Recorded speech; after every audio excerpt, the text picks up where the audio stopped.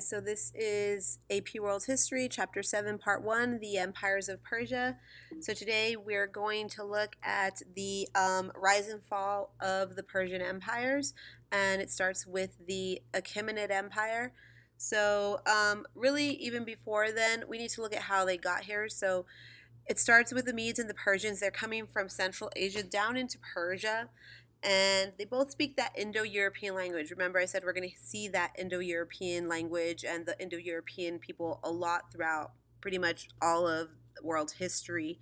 And they will share very many cultural traits with the Aryans, such as being good equestrians, where they're using their horses a lot. They are also really good archers. They know how to shoot with a bow and arrow very well. Cyrus, he will be the one who really starts the empire. He's also known as Cyrus the Shepherd. He was a good leader, very tough, wily leader, great at any military strategy, and he's the one that starts the Achaemenid Empire. So some of his conquests include just taking over rebellions against the Median lord. Most of Iran he takes under his control, and his kingdom will stretch from India to the borders of Egypt. However, he will die protecting his empire in battle. After this, we're going to see his son come in and take over, Cambyses, and he will conquer Egypt as well. But it really isn't until Darius leads the Achaemenid Empire that we probably see the empire at its greatest. So not only is it the largest empire the world had seen at that time in terms of its size, but it's probably also the one that is most, I guess you could say, most stratified in a sense in terms of its administration. So he was a better administrator than a conqueror, and we'll look at why that's so. He ruled over 70 different ethnic groups, so that's a lot of groups that he's taking care of, and he has to make sure that he's trying not to offend anybody, and he's taking all their culture and traditions into consideration. He had communication with all parts of his realm, especially through the royal roads that we'll look at in a bit. And he created institutions that allowed him to tax and administer the territories, which also helped to create the stability. So when Darius comes in, he wants to create a centralized administration, and he wants to create a capital that is going to be not only for government purposes, but he really wants it to be kind of like that crown jewel for the Achaemenid Empire, for the Persian empires. So he creates Persepolis, which is the capital, and it has lavish halls, royal residence, very well protected treasury, but again, also you see the government officials that are there, like the advisors, the ministers, the diplomats. So how does he really take care of this large empire? So he has a central and local initiative where governors were agents of central administration and oversaw affairs in the various regions. So pretty much what he's doing is that he's assigning people to different parts of his land. He'll have 23 satrapies, and these are just districts that are governed by the people that he assigns to them. And then under those people will be the local, like kind of the local officials that will help the satrap. So the satrapy is the area, and the satrap is like the governor of that area. And then the satrap will choose who he wants to help him rule, who will be under him. And like I said, most of the time it was these local officials. They will also have military and tax officers that will go around to check on the local power of the satrap. So these are people who are there to make sure that they're not going against Darius or the ruler at the time. Another kind of protection that Darius implements is something called the eyes and ears of the king. And pretty much it's these surprise audits, where these eyes and ears of the king, they're going to go into these satrapies and they're going to want to see, hey, are you being real about what you're telling the Darius in terms of how much taxes you're getting? Just wanting to make sure that everything is honest. And that's what the eyes and the ears of the king really do, and they'll report back to Darius or whoever the leader is. So your first two discussion questions, and looking at both rulers, Cyrus and Darius, which one do you think was more successful and why? So provide two pieces of evidence for that. And then why do you think, or what do you think creates a strong empire, a strong military, or a strong government? Moving on to taxes, coins, and laws. Another thing that Darius does is he regularized tax levies and standardized the laws.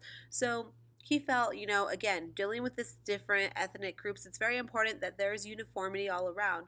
In addition to that, he also felt that the tribute that he was getting before from different people, he felt, it's great. It's great to get tribute and be honored in that way, but at the same time, it's not paying. It's not paying consistently. So that's why he regularized the tax, because he wanted to make sure that there was always income coming in.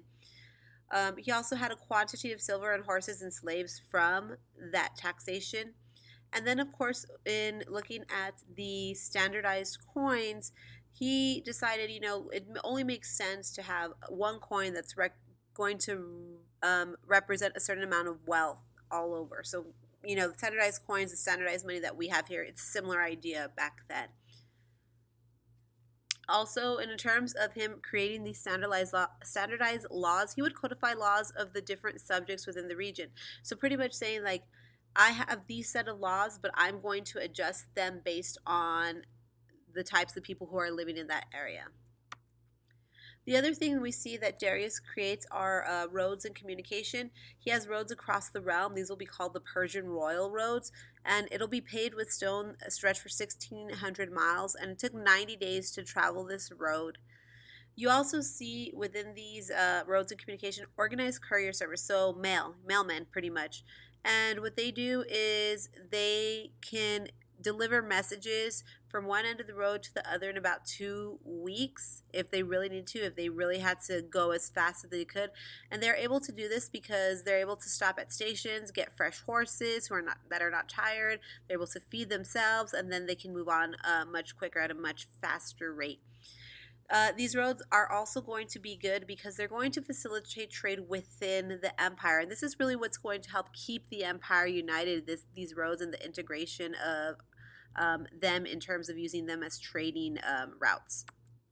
So discussion question 3, how do you think standardized coins codified laws, roads, and taxes to create an efficient empire? So the next thing that we're going to look at is the Achaemenid Commonwealth and the importance of the government and the role they played. So roads and administrative machinery enabled them to govern, like we said, a large amount of empire and create this public stability and political stability. In addition, because you see that the government is running well, that means you're going to see more public works being built. And we see this in the form of canals. And canals are what you see here. It's just an example of an underground canal. And this is going to help because the water's not going to evaporate, whereas you would have an above ground canal where the water obviously is evaporating because of the sun. So this helped them to increase their agricultural production through the use of the canal. Subject peoples and rulers also, however, at times would undermine the integrity of the Achaemenid Empire. So not everybody was happy, but for the most part, they were able to keep down any rebellions. So we see Cyrus and Darius, they were both tolerant of these ethnic groups that were living there, and they tried to adjust to their ways. It really is with Xerxes, however, that you see a harder time with this tolerance happening. Xerxes really didn't have the patience for it. He didn't recognize them necessarily as a part of the Persian Empire. More so, he recognized them as foreigners. So it became very, very difficult under Xerxes' rule to quell any rebellions, to keep the Persian Empire together. And lastly, of course, with this development of agriculture, it's also going to create the need for different weapons and tools, and we see this through the iron that's being spread across the Persian Empire. The next topic that it discusses in the decline and fall of the Achaemenid Empire is the Persian Wars. So pretty much these wars are between Greece and Persia. So Greece sees the Persians as foreigners, and they don't want to be ruled by them. In fact, Greeks call the Persians tyrants because when the Persians do come in and conquer them, the Greeks feel, well, you know what, they're nothing like me. They're foreigners and they're just kind of forcing their rule on me. So because of that, they're considered tyrants. So the Greek rebellions caused a series of wars called the Persian Wars, and they're going to last on and off for about 50 years between the Greeks and the Persians. It isn't until we see Alexander of Macedon who comes in, and he actually takes over Greece first, and then he will invade Persia in 334 BCE. And he's able to do this because his military is just way better. It has better armory, has better weaponry, it has more sophisticated tactics. He was a great military strategist, and it's in the Battle of Gaugamela that you see the Persians are defeated, and this is going to lead to the end of the Achaemenid Empire. However, Alexander, when he goes into Persepolis, he'll take the treasury. He'll take all the money from there, but he will say that he is the legitimate successor, that he is the legitimate successor of the Achaemenid Empire, and he will actually keep a lot of the aspects of the Achaemenid Empire, like the administrative structure. He sees that it works well in terms of creating stability and dealing with a vast amount of people, so he'll keep that. So discussion question 4, Alexander the Great was a foreign ruler in the Persian Empire. Why do you think he was so successful, though? So after the Achaemenid Empire come the Seleucids. And the Seleucids arise because Alexander will die and there's going to be internal conflict. So his leaders that are below him, they're all going to want a part of, kind of being the new leader for the Persian Empire. And it's Seleucus, who is the commander of the elite guard corps. He will be the one that takes over, and of course, he will name the empire after himself, Seleucid. And again, similar to Alexander, he will keep many of the Achaemenid concepts like the government, the administration, the taxation, imperial road. They'll keep all of that. Seleucid will found also new cities and attract Greek colonists. So a little bit different than the Achaemenid Empire in that he's attracting these Greek colonists. However, the satraps will revolt against Seleucid, and they will create their own power bases to oppose him because they do see him as a foreigner. They do not necessarily recognize him as, the next in line, the next ruler. And the people who were a part of the Achaemenid Empire, the satraps that were there, they'll recognize this and they'll say, you know what, no, he is not one of us. And he will lose control in northern India to semi-nomadic Parthians. And the Parthians will be the next Persian Empire. So the Parthians are a little bit different than the other Achaemenid and Seleucid empires because they didn't really necessarily stick to the administrative techniques that the Achaemenids had, that Alexander kept, that the Seleucids kept. In fact, they maintained their own customs and traditions of the steppe people of Central Asia. When they came in, they didn't have any real central government, but rather a federation of leaders. So kind of like everybody has their own leader, everybody has their own federation, and they get together to make the decisions. There wasn't like one main guy until we see Mithridates come in. But they were very skillful warriors, and they had effective means to resist nomadic invasion because they were skillful. So some of the conquests that we see, like I said, come through Mithridates, who probably was the greatest conqueror for the Parthians, and he will be the one to transform the state to a mighty empire. So in terms of the government, again, enemies of the Seleucids, they're going to restore some Persian traditions, and they will then, with Mithridates coming in, they will again follow the Achaemenids in structuring their empire as well. They'll try to want to get it back to what it was. And responsibility and authority to clan leaders served as satraps, and they built independent bases of power. So pretty much they knew they could no longer rely on the satraps that were there, and they'll get the clan leaders to serve as those satraps. However, they will come to an end because of not only the internal pressure by the satraps, but also because of the Romans that are contributing to the weakening of the Parthians. The Romans are coming in essentially and wanting to conquer the area. And by the 3rd century, the empire will fall, and this will leave it open for the Sassanids to come in. They will come in and they will claim direct descent from the Achaemenids. They will say, and that's usually what they use to justify their ruling. They conquered the Parthians and brought them back to much of the Achaemenid Empire. And they want to restart the Achaemenid administrative techniques, the taxation, the laws, the codes, all of that. They feel like they are the true heirs of the Achaemenid Empire. So leader Shapur I, he will defeat several of the Roman armies, and this helps him gain popularity within the Persian Empire. There will be the construction of roads and dams that also leads to popularity. But after Shapur, the Sassanids will come into conflict, with bordering peoples like the Kushan, the Roman, the Byzantine, and it's going to weaken the empire. These external conflicts, because there's going to be an ends with an attack by Arab warriors that brought the empire into their Islamic empire.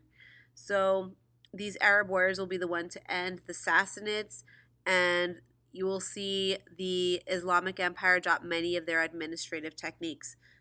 So, all in all, I think we could agree that the administration was key here in all of these empires. So, discussion question 5, create a multi-Venn diagram comparing and contrasting the Seleucid, Parthian, and Sassanids. Okay, so your takeaways here are one, of course, Cyrus. He's the one that starts it. Darius will take it to its height, not only in terms of the vastness of the empire, but also in terms of creating political stability, cultural stability within the empire, because him and Cyrus are both very tolerant. Not only that, he will create such a strong administration that it will help him to maintain the empire for quite some time. And we see this through the royal road, the standardization of coins, the various administrative techniques, the development of public works as well. It will end with It will end with Alexander the Great coming in and taking over. However, again, he keeps that administrative part of it, that governing body of it. And after Alexander dies, Seleucus will come in, create the Seleucid Empire. However, a lot of the people don't recognize him as the true king because they feel he's a foreigner, which will lead into rebellion, and Parthians will come in. They're different because they pretty much take over. They're more clan-based, more federation-based, and they will, with Mithridates, try to bring back some of the administrative techniques, but they will get taken over by the Sassanids, and the Sassanids feel they're the true heirs of the Achaemenid Empire, and they will want to kind of fully restore all the Achaemenid culture and tradition, especially in terms of administration. All right, so the next time we will look at imperial society and economy of